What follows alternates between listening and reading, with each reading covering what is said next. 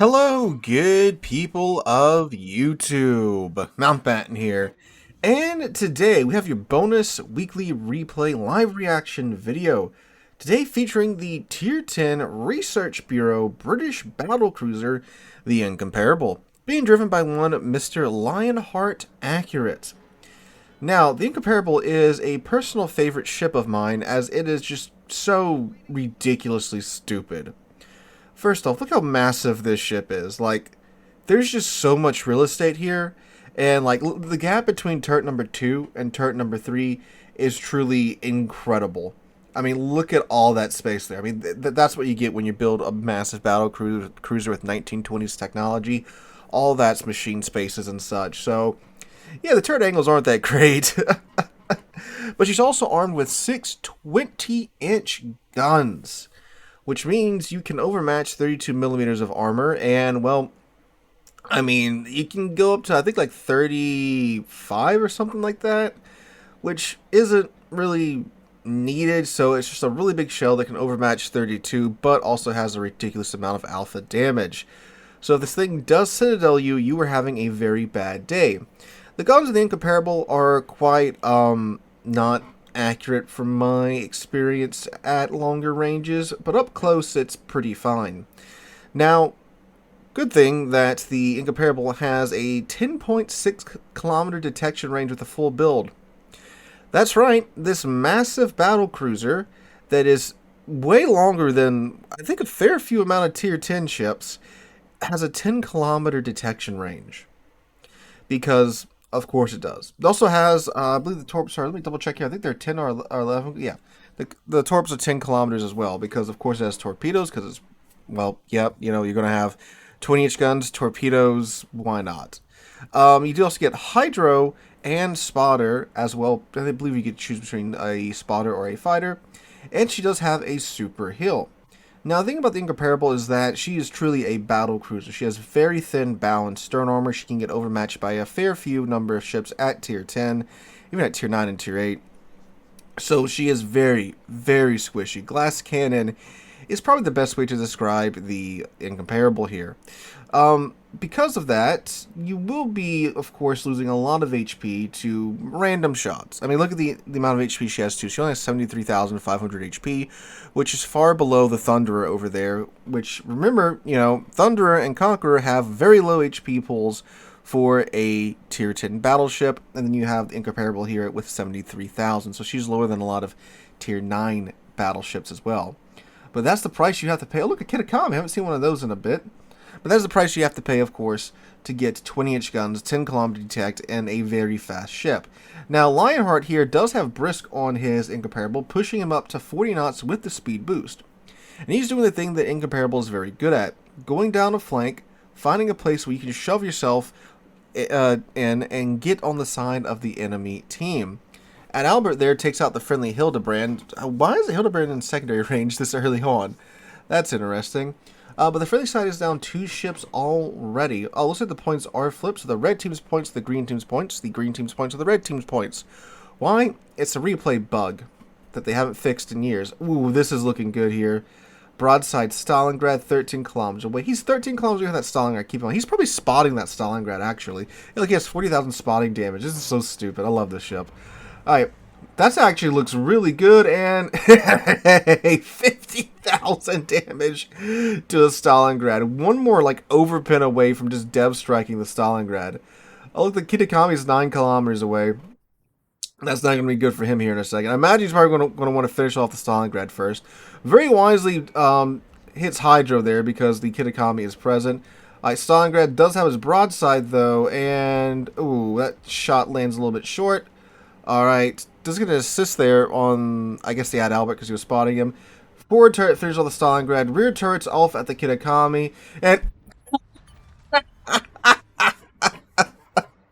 I have never seen a more accurate representation of the Kitakami than it being dev struck by a single shell. Oh my god, that's truly magical. Double strike there from one turret fire, one salvo from each turret at 2 different ships. God, I love this ship. Oh my god, that's beautiful. That makes it worth it right there, boys and girls. But there's more to this, obviously. All right.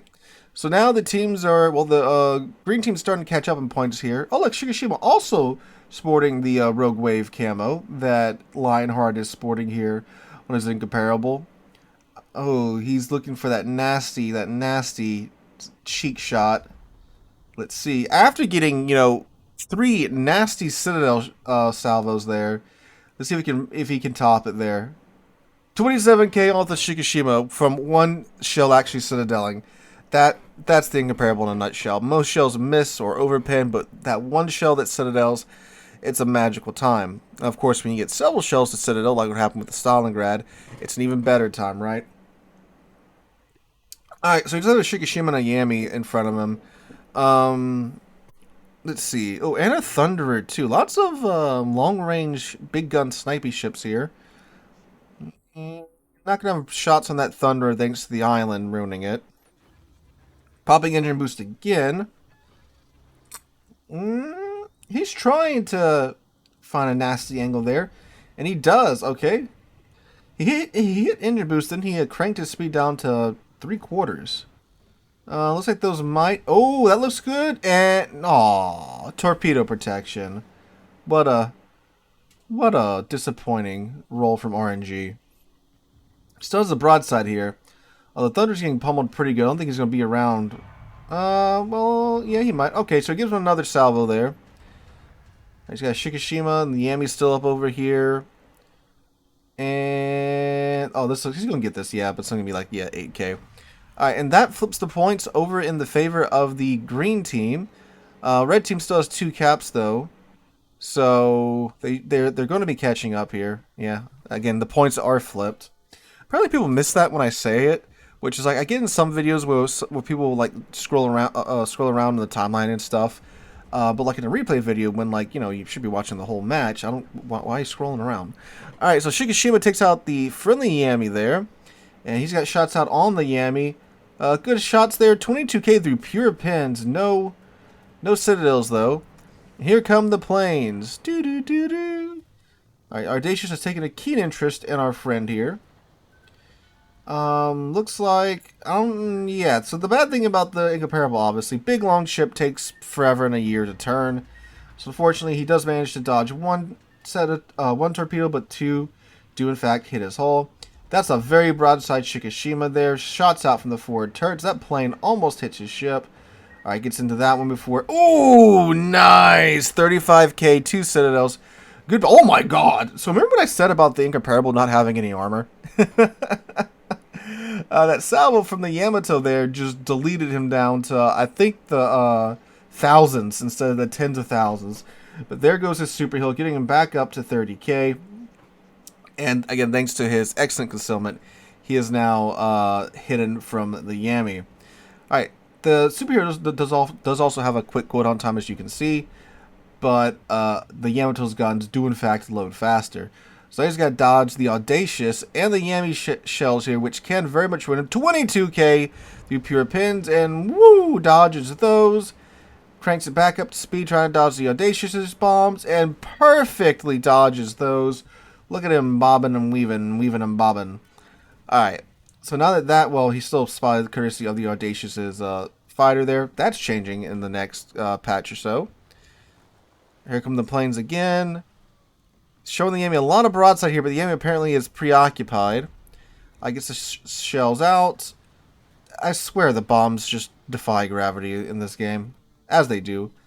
There we go. Well, only 5k hit to the Yami. He is up to 193 damage so far. I mean, when you're collecting citadels like he is. There we go. Vermont takes out the Yamato. Alright, green team is now ahead in points. Oh, hello, Vermont. How you doing, buddy? But the red team is capping the decap courtesy of their Yu Yang. He's got a broadside Vermont there. Can he get through all that fat to find the Citadel? Yes, he can! 41k to the Vermont! Oh my god. Oh man, his gunners are being a lot more cooperative than my gunners on this ship ever are. I'm interested to see what his build is. He did not include it. Oh, I see. He's got the skill where when his AA is going off, the the consumables have a faster cooldown time. I still do believe the hill does have a faster cooldown than normal, does it not? Yeah, 76 seconds. Okay, yeah. So when its A guns are going, it's even faster. Okay.